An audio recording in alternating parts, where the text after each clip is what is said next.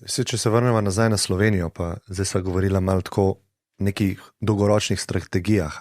Tukaj bi me zanimal vaš pogled na dolgoročno strategijo Slovenije, ker če pogledamo te ultraekonomsko uspešne države, imajo neko jasno strategijo. Ne vem, Tajvan ima te čipe, ki jih šlo zdaj ščitijo pred invazijo Kitajske, ne bi jaz rekel.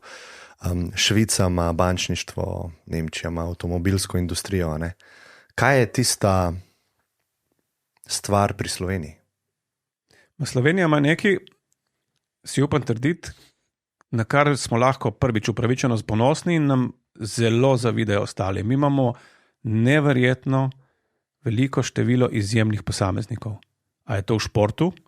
Poglejte število medalj na prebivalca, med najboljšimi na svetu, ali je to v gospodarstvu in v znanosti. Spravi, kot posamezniki smo Slovenci izjemni, smo res svetovni fenomen.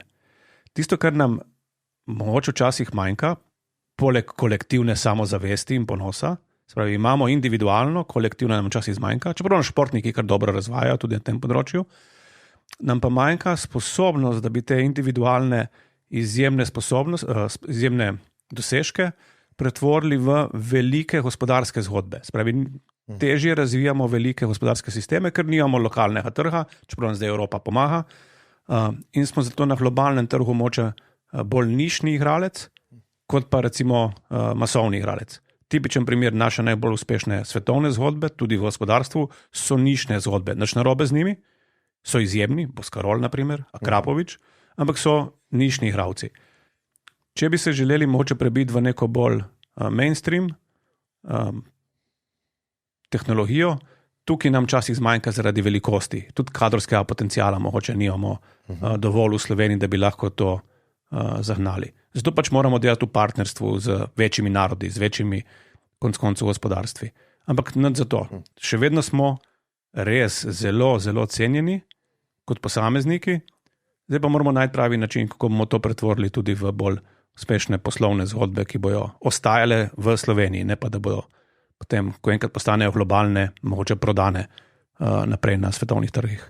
Ja, kakšna je pa strategija, kako lahko država suportira te posameznike ali pa te zgodbe? Ali pa celo bi me bolj zanimala, katero industrijo imate v mislih, da imamo recimo v Sloveniji potencial, da bi jo res razvili in bili pri tem poznanja, tudi širše. Torej, ravno prejšnji teden smo skupaj z vsemi raziskovalnimi inštitucijami, to so inštituti, univerze tudi, in pa gospodarsko zbornico podpisali, jaz bom imenoval kar zgodovinski sporazum o sodelovanju na področju inovacij. Ta vlada se je odločila, da bo inovacije izjemno pospešila, tudi finančno seveda. Da bomo ravno to, tako imenovano cono smrti, spravi med start-upi in majhnimi nišnimi podjetji in pa masovno proizvodnjo, da bomo v ta del začeli aktivno vlagati kot država. Na nek način tvegani kapital. Kapital za vzpostavljanje novih podjetij. Vsako leto bomo dodali 60 milijonov več v primerjavi s prejšnjimi leti in to je dodaten svež denar, ki ima samo en namen.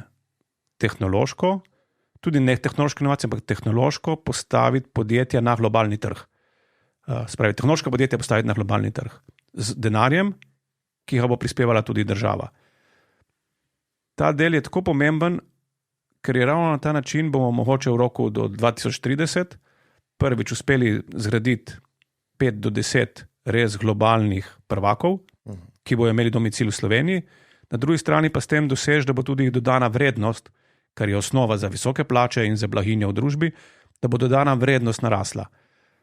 Kot cilj smo si zastavili skupaj z gospodarsko zbornico, da se dodana vrednost iz sedanjih 56 tisoč dvigne na 88 tisoč. To je ogromen skok.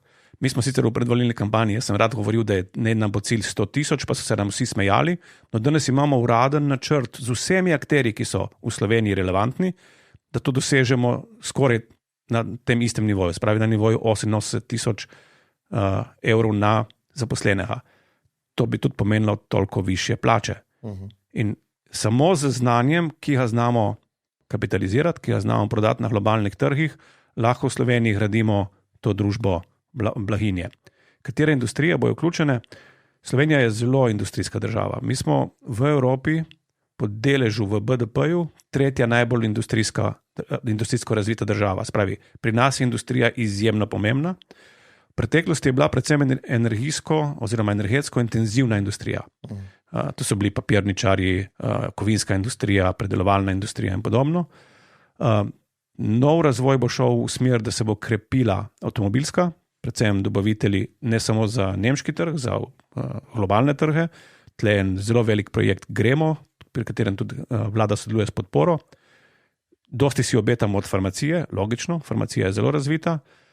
Lesno-predelovalna industrija doživlja zdaj nov zagon.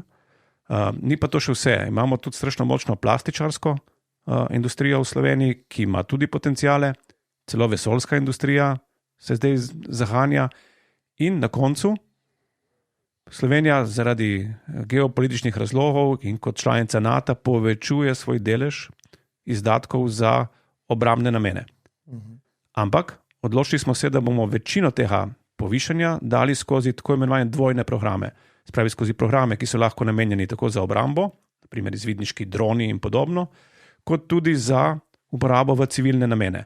Spravi, na eni strani krepimo sistem zaščite in reševanja znotraj obrambnih sistemov, na drugi strani to isto tehnologijo lahko uporabljamo za civilne namene, za kmetijstvo, za varovanje pred podnebnimi spremembami, varovanje okolja in podobno.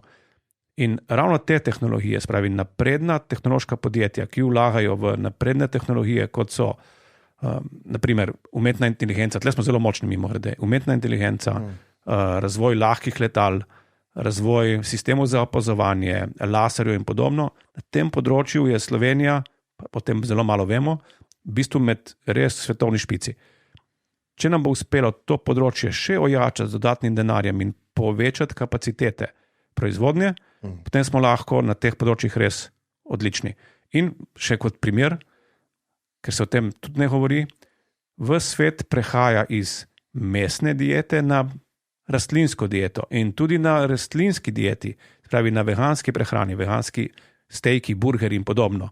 Imamo nekaj zelo, praktično res izjemnih zagonskih podjetij. Jaz upam, da se bojo tudi ona za ta denar potegovala inovacijski in da bojo tudi ta podjetja razširila svoje proizvodne kapacitete, ker je trg praktično, globalni trg praktično neomejen. In tle so tudi velikanske priložnosti za rast te proizvodnje v Sloveniji, ker imamo znanje. Znanje je tisto, ki nas bo reševalo in znanja imamo ogromno, zdaj ga moramo samo še spraviti na svetovne trge.